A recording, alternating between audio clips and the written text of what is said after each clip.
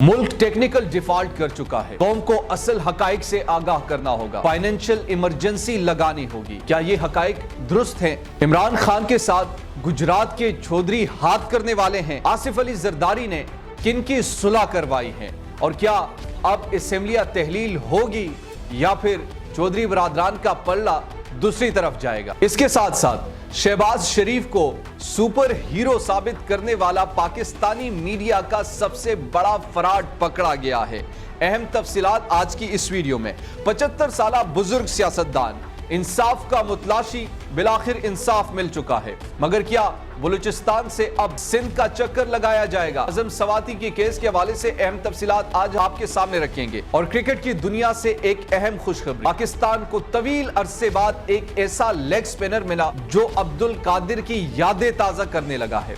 आज की इस वीडियो में उस हवाले से भी, यानी इब्रार अहमद जो डेब्यू टेस्ट में अहम रिकॉर्ड उन्होंने कायम किए, इस पर भी डिटेल से बात करेंगे। अस्सलाम वालेकुम, मैं हूं नोमान खान और आप देख रहे हैं पाक अफेयर्स। हमारे साथ रहिए।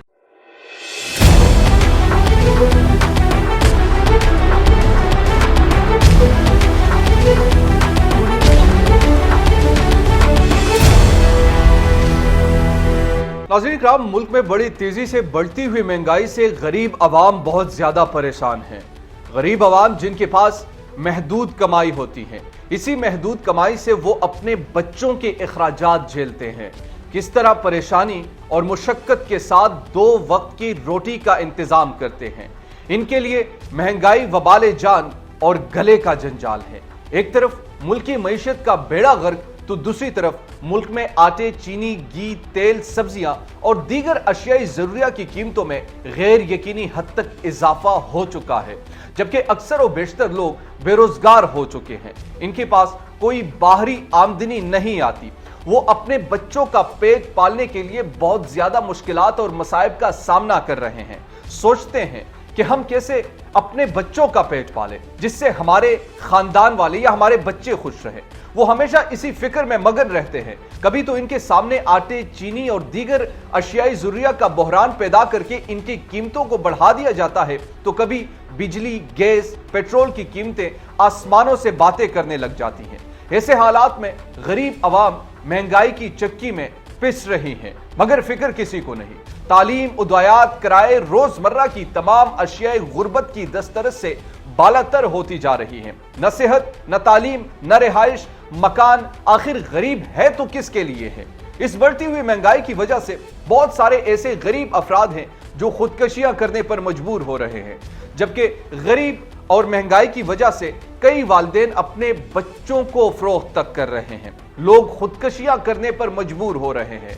पेट पालने के लिए न जाने किस किस तरह के मसाइब व आलाम का सामना कर रहे हैं।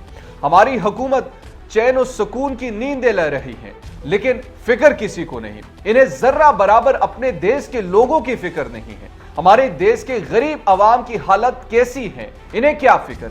क्या इन्हें रोजी मिल रही है? इनको क्या फिक्र है? इसकी कोई फिक्र क्यों नहीं कर रहा? मुल्क डिफॉल्ट की जानिब बढ़ रहा है। रुपया गैर मुल्की करेंसी के मुकाबले में कमजोर हो रहा है और हमारे नाअहल सियासतदान अपने ही धुन में मगन है। तुम फसादी हो, तुम फितना हो, तुम करप्ट हो, तुम बेईमान हो, इलेक्शन कराओ। इलेक्शन नहीं कराएंगे। हमारे सियासतदानों का मौजूदा तकिया कलाम ही यही है। भला माशी फिक्र किसको है? यहाँ किसी को नहीं। मुल्क डूबता है तो डूब जाए बला से, बस हमारी कुर्सी बची रहे। गरीब मरता है तो मरे हमारी बला से। फिक्र बस अपनी कुर्सी की होनी चाहिए। मुल्क डिफॉल्ट होता है तो डिफॉल्ट हो जाए हमारी बला से, बस कुर्सी से चिपक कर बैठना है हमें। इल्जाम दर इल्जाम तुमने मईशत को डुबाया, हमने निकालेंगे इससे। अब यहां पर सवाल यह है कि आपने क्या डिलीवर किया? आज महंगाई किस सतह पर है? गरीब और अमीर में तफरीक बढ़ती जा रही है। अगर यही सूरत हाल रही तो हमारे यहां भी खुदा न खास्ता श्रीलंका जैसे सूरत हाल पैदा हो सकती है। न समझोगे तो मिट जाओगे गाफिल हुक्मरानों, तुम्हारी दास्तान तक न होगी दास्तानों में। नाज़रीन इकराम, इस वक्त पाकिस्तान में माशी सूरत हाल कुछ अच्छी नहीं है اور اس حوالے سے سابق چیئرمین FBR شبر زیدی نے خبردار کیا ہے۔ ان کا کہنا ہے کہ ملک ٹیکنیکل ڈیفالٹ کر چکا ہے، قوم کو اصل حقائق سے آگاہ کرنا ہوگا اور فائنینشل ایمرجنسی لگانی ہوگی۔ شبر زیدی نے اور کیا بات کی، اس ویڈیو میں ہم آپ کے سامنے رکھیں گے کہ انہوں نے ایسی باتیں کیوں کی اور اس کے ساتھ ساتھ کیا یہ حقائق پر مبنی ہیں، اور اس حوالے سے اسحاق ڈار کیا کہتے ہیں۔ اسحاق ڈار کیوں اتنے مطمئن ہیں کہ ہم معاشی حالات جو ہے اس پر جلد ہی کنٹرول حاصل کریں گے اور ملک ڈیفالٹ سے بچائیں گے۔ شبر زیدی نے کل ایک نجی ٹی وی چینل سے گفتگو کرتے ہوئے کہا کہ ملک ٹیکنیکلی ڈیفالٹ کر چکا ہے، قوم کو ملک کی معاشی صورتحال کے بارے میں اصل حقائق سے آگاہ کرنا ہوگا، فائنینشل ایمرجنسی لگانی ہوگی۔ فیڈرل بورڈ آف ریونیو کے سابق چیئرمین شبر زیدی کا کہنا تھا کہ مخصوص LCs کو کھولنے کا یہی مطلب ہے کہ پاکستان ٹیکنیکلی طور پر ڈیفالٹ کر چکا ہے، لیکن ریاست ڈیفالٹ نہیں ہوئی۔ ان کا کہنا تھا کہ وزیر خزانہ اسحاق ڈار صرف سیاسی کھیل کھیل رہے ہیں۔ افسوس اس بات پر ہے کہ سابق وزیر خزانہ بھی اس سیاسی کھیل میں شامل ہو چکے ہیں۔ قوم کو ملکی معاشی صورتحال کے بارے میں اصل حقائق سے آگاہ کرنا ہوگا اور فائنینشل ایمرجنسی لگانی ہوگی۔ انہوں نے مزید کہا کہ ہمارے پاس ڈالر میں ادائیگی کے لیے پیسے موجود نہیں ہیں۔ ڈیفالٹ کی دو قسمیں ہوتی ہیں، ایک تو یہ ہے کہ ریاست اپنے فرض ادا نہ کر سکے، جس میں ریاست اپنے امپورٹرز کو ڈالر فراہم نہ کر سکے، جبکہ قانون کے مطابق امپورٹ کے لیے امپورٹرز کو ڈالر دیے جاتے ہیں۔ State bank of Pakistan 4.5 Arab dollar کی LCs کھولنے کی اجازت نہیں دے رہا، جبکہ بینکوں کو خاص طور پر ہدایت دی جا رہی ہے کہ صرف مخصوص LC کھول دیے جائے، جس کا مطلب یہی ہوتا ہے کہ پاکستان ٹیکنیکلی طور پر ڈیفالٹ کر چکا ہے۔ ان کا کہنا تھا کہ سابق وزیر خزانہ مفتاح اسماعیل کا یہ کہنا بالکل درست ہے کہ ہمارے پاس کوئی آپشن نہیں، جبکہ اسحاق ڈار کہتے ہیں کہ مفتاح اسماعیل 32 بلین ڈالر کا بندوبست نہیں کر کے گئے تھے، جس کا یہی مطلب ہوا کہ وزیر اعظم شہباز شریف یا مفتاح اسماعیل جو قوم کو کہتے رہے ہیں کہ ملک ڈیفالٹ ہونے سے بچا لیا، وہ سچ نہیں تھا۔ غیر ملکی قرضوں کی اقساط کی ادائیگی کے لیے پاکستان نے پیسے اکٹھے نہیں کیے اور ہم صرف 1 بلین ڈالر قرض کی ادائیگی کے بعد خوشیاں منا رہے ہیں کہ قرضہ واپس کر دیا ہے۔ شبر زیدی نے کہا کہ معاشی صورتحال کے بارے میں قوم کو اصل حقائق سے آگاہ کیا جائے جو انتہائی خراب ہو چکی ہے۔ مخصوص LCs کھولنے کا عمل روکنا ہوگا اور اس کے ساتھ باقی روکنا ہوگا، ملک کے لیے اہم LCs کھولنے کی اجازت دینی چاہیے، باقی بند کر دی جائے، جبکہ پیٹرول کہ اضافی استعمال کو روکنے کے لیے اقدامات کرنے ہوں گے۔ بڑی گاڑیوں کے استعمال پر کچھ عرصے کے لیے پابندی لگانی پڑے گی اور اس کے ساتھ تمام بازاروں کو شام 6 بجے کے بعد بند کرنے کی ہدایت کی جائے۔ یعنی شبر زیدی نے اس حوالے سے خبردار کیا ہے، اور بڑے آسان لفظوں میں آپ کو سمجھاؤں کہ جو اس وقت جو معاشی صورتحال ہے اس پر قوم کو گمراہ کیا جا رہا ہے۔ اسحاق ڈار تو یہ کہتے نظر آتے ہیں کہ ملک کو ہم ڈیفالٹ سے بچائیں گے، لیکن جہاں پر دوسرے ایکسپرٹس کی رائے ہم دیکھتے ہیں، ان کی یہی رائے ہوتی ہے کہ پاکستان کے پاس اس وقت ایک مؤثر پلان نہیں ہے، معاشی پلان جس سے نکالا جا سکے، جس کی یعنی ہمارے ذہنوں میں کیا ڈالا ہوا تھا کہ اسحاق ڈار آئے گا، ڈالر سستا ہو جائے گا، معیشت چل پڑے گی، معیشت کا پہیہ گھومے گا، لیکن اب اسحاق ڈار آ چکا ہے، لیکن اسحاق ڈار کا سر گھوم رہا ہے، جبکہ معیشت کا پہیہ وہیں پر رکا ہوا ہے۔ آج تک یہ خطرات منڈلا رہے ہیں کہ ملک کہیں ڈیفالٹ نہ کر جائے۔ اب سوال یہاں پر یہ ہے کہ جس طریقے سے یعنی ٹیکنیکلی طور پر شبر زیدی جس طرف اشارہ کر رہے ہیں کہ بطور قوم یا بطور ریاست ہم ڈیفالٹ نہیں ہوئے، لیکن ٹیکنیکلی طور پر جو اشارے جو انڈیکیٹرز مل رہے ہیں وہ ملک ڈیفالٹ ہونے کی نشاندہی کر رہے ہیں۔ یہ میں نہیں بلکہ جو سابق چیئرمین FBR ہے شبر زیدی۔ دوسری طرف سیاسی صورتحال بھی بے چین ہے، جس طریقے سے معاشی صورتحال بے چینی کے شکار ہے، اس طرح سیاسی صورتحال بھی بے چینی کے شکار ہے۔ عمران خان کہتے ہیں کہ الیکشن کراؤ، وہ الیکشن کے لیے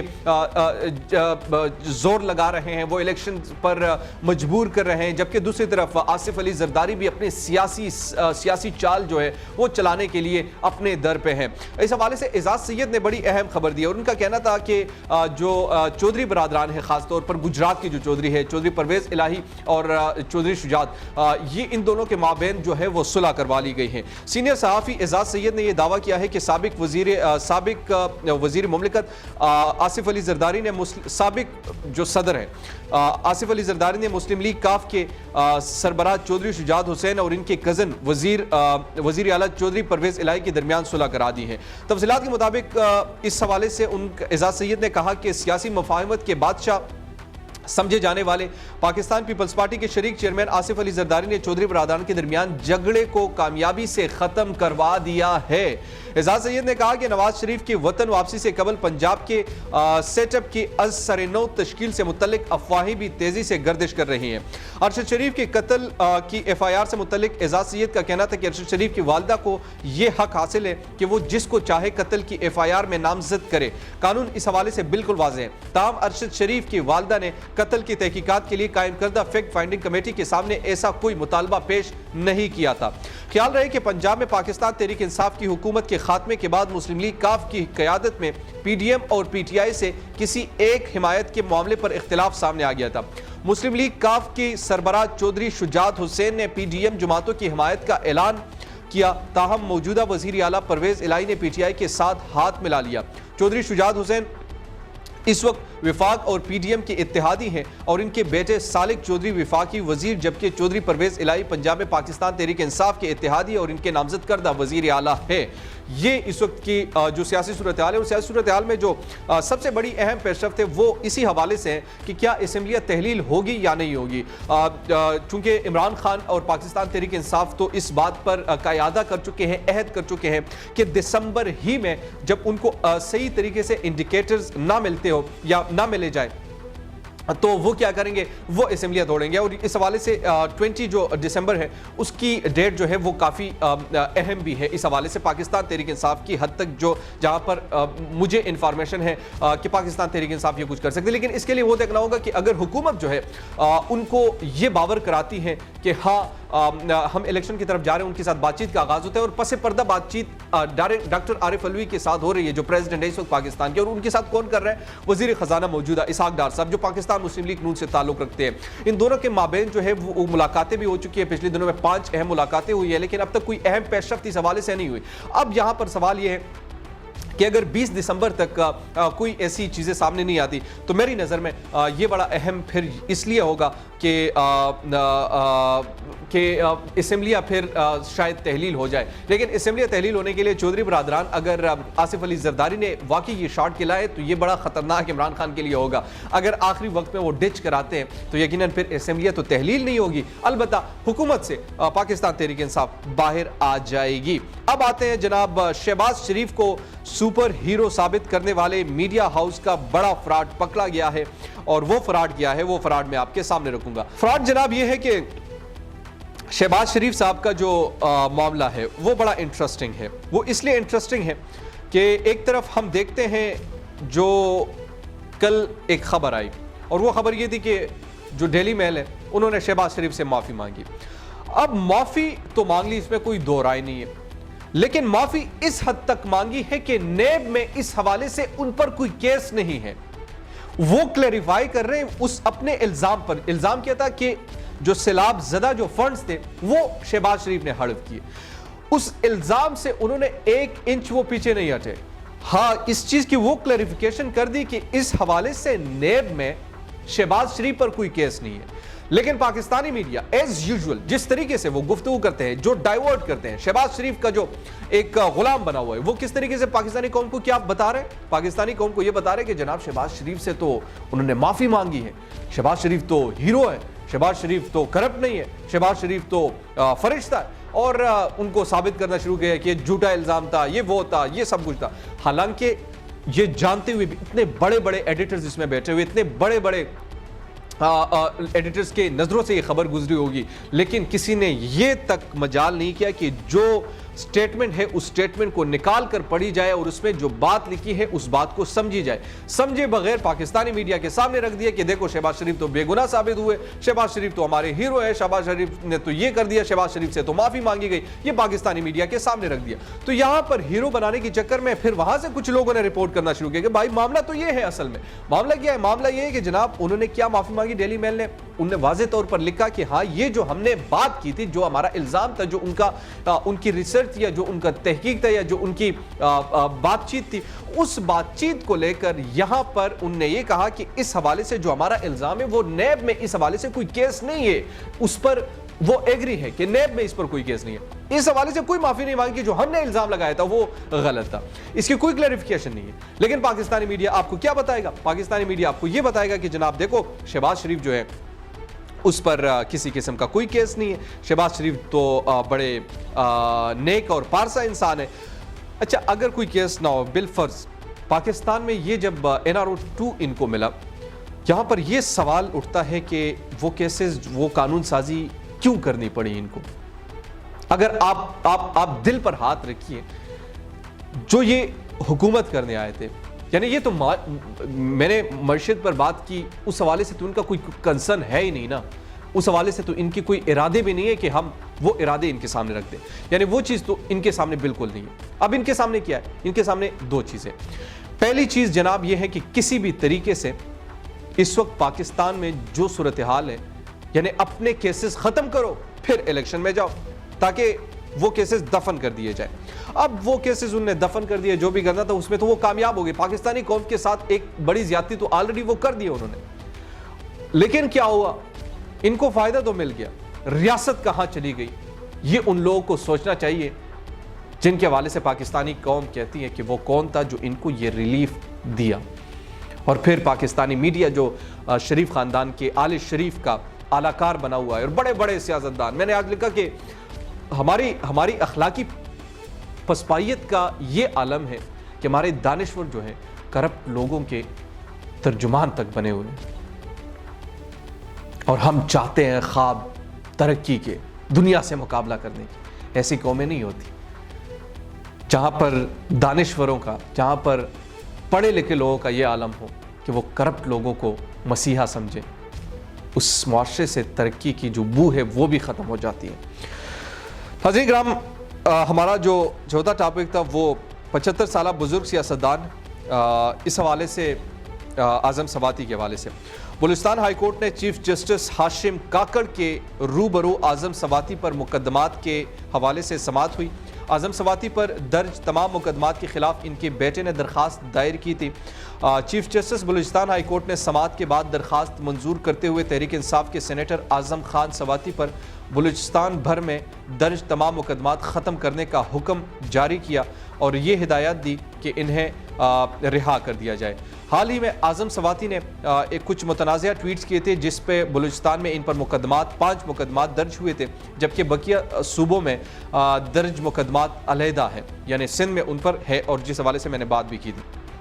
اعظم سواتی کی بیٹے وکیل نصیب اللہ ترین نے BBC کو بتایا کہ جس میں ان کا کہنا تھا کہ ہائی کورٹ نے یہ قرار دیا کہ اعظم سواتی کے خلاف درج 5 FIRs کا کوئی قانونی حیثیت نہیں ہے.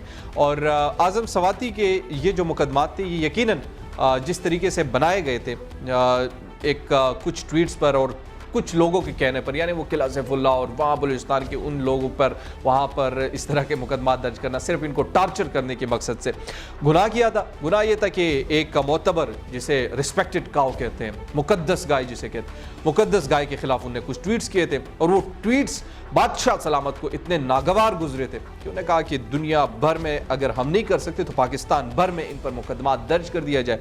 اور وہ مقدمات جب ان پر درج کر لیے گئے تو پھر اس حوالے سے تمام چیزیں سامنے بھی آ گئے. لیکن ایک دن اللہ نے انصاف کرنا ہوتا ہے. دیکھیں شخصیات میں ہمیشہ کہتا ہوں کہ شخصیات جو ہیں وہ ہمیشہ نہیں رہتے. آپ کی پاور جو انسانی جو پاور ہے وہ بڑے محدود مدت کے لیے ہوتی ہے، اس نے ایک دن ختم ہونا ہوتا ہے.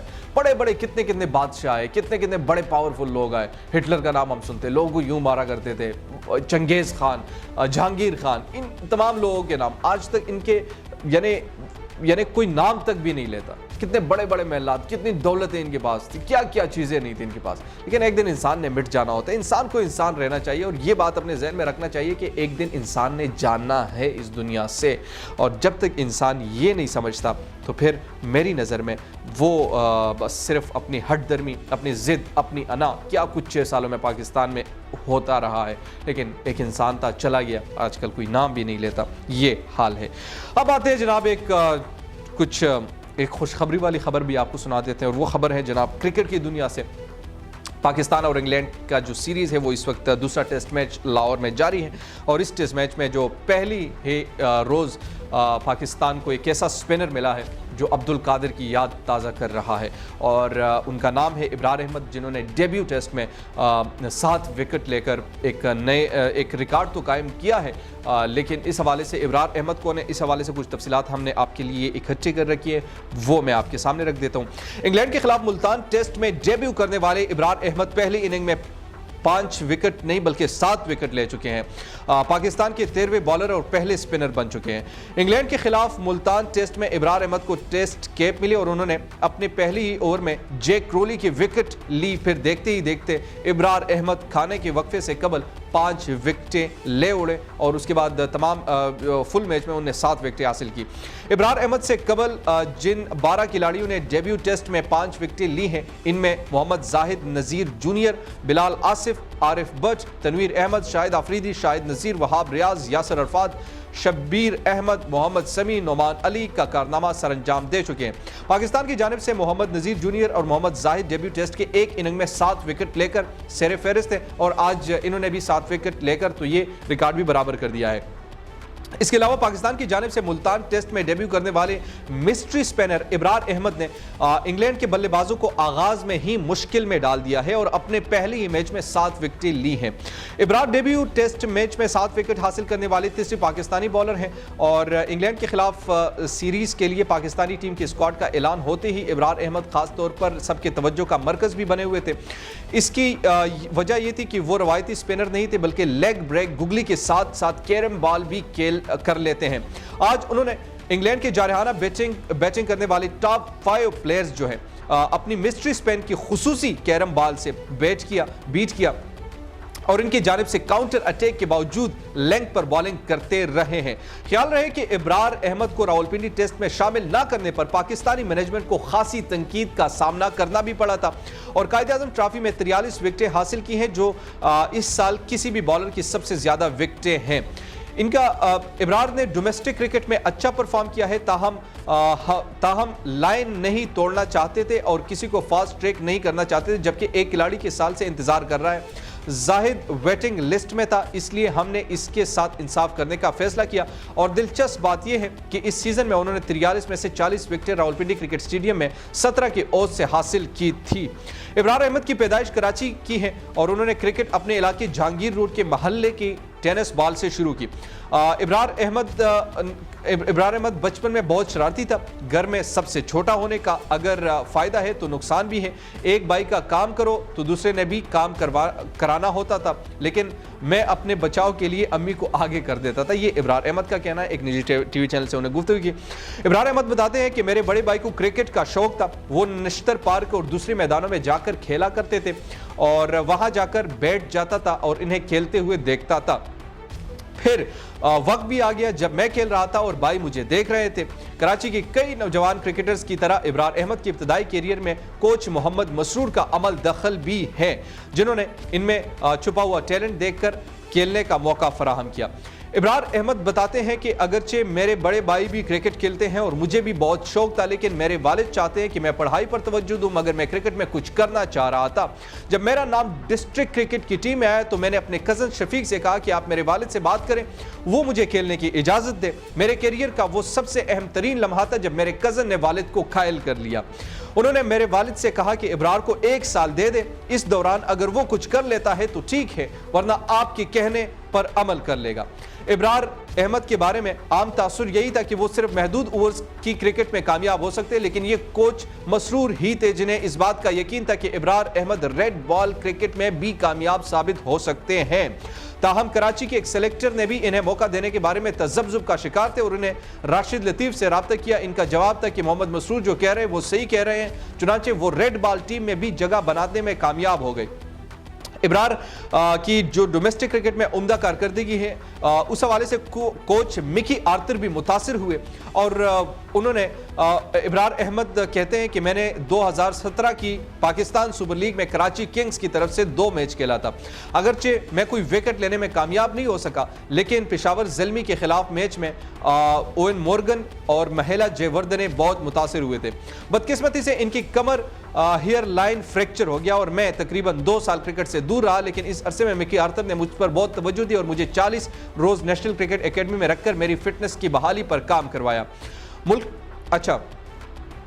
इमरान अहमद कहते हैं कि वो 2 साल बहुत मुश्किल थे, लेकिन मैंने खुद से यही कह रखा था कि मुझे सिर्फ फिट होना है, क्योंकि जो करना है वो उंगलियों ने करना है। इब्रार अहमद ने कहा कि मुझे प्रोफेशनल क्रिकेट में आने के बाद वेस्ट इंडीज़ की सुनील नारायण और श्रीलंका के अजंता मेंडिस की वीडियोस बाकायदगी से देखी हैं कि दोनों बॉलर्स किस तरह बैट्समैनों को ट्रैप करते हैं। कोच मोहम्मद मसरूर कहते हैं कि इब्रार अहमद की उंगलियों में बड़ी जान है, वो यकसा महारत से गेंद को अंदर भी ले आते हैं और बाहर भी निकाल लेते हैं, जैसा कि अजंता मेंडिस और अफगानिस्तान के मुजीबुर रहमान करते हैं। वो एक मुकम्मल पैकेज है, इन्हें विकेटें लेने का फन खूब आता है। दीजिए पाक अफेयर से नोमान खान को इजाजत, अल्लाह निगहबान।